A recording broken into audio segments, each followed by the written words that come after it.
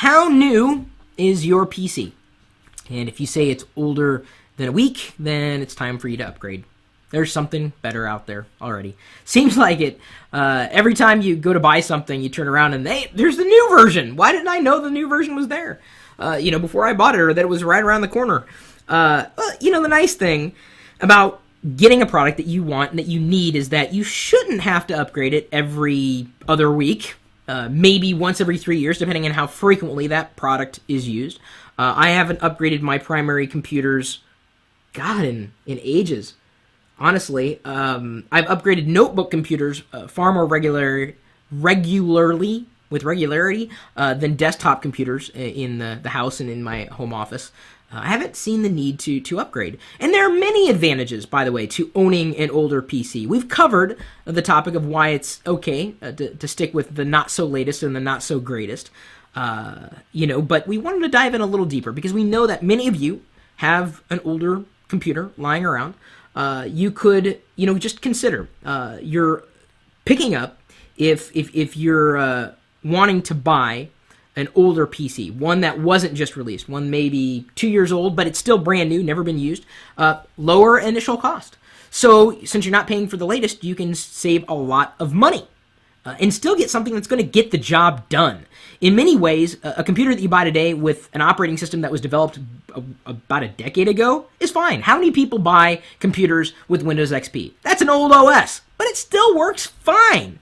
Saves you some money in the process, too, because if you bought a new machine running XP, wow, I don't think they even sell new machines with XP. I don't think they're allowed to anymore, at least legally. Bugs are generally worked out, so if you bought a PC, whether it's a notebook computer or a desktop machine, and it's been out for a while, the chances of the manufacturer having worked through bugs and drivers being updated, it's probably stood the test of time. So you can do your research saying, well, let me look up this specific model number, see if there are any problems.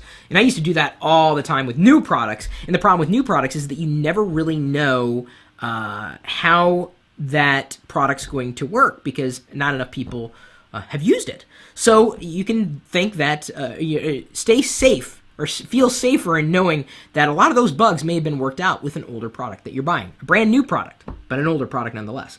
Most of the failures are going to happen early on, at least in terms of a line of products. A lot of those recalls would have likely happened by then. Replacement parts may be cheaper. Then again, you got to look to see if there are replacement parts that are no longer available for that model. Although that's not as much of an issue today, I think, as it used to be. The idea of a replacement part that you couldn't get a hold of because of proprietary connections. Better native support, certainly. In the idea that, we're talking about here, a lot of the hardware that comes with older hardware is well supported today, or at least better supported today than it used to be. So consider that you don't need the newest to have the greatest experience. We've outlined more information for you, and maybe if you have any other tips to share, you can do just that. You can share your tips with us on the blog post right there that we linked in the video's description on LockerGnome.com.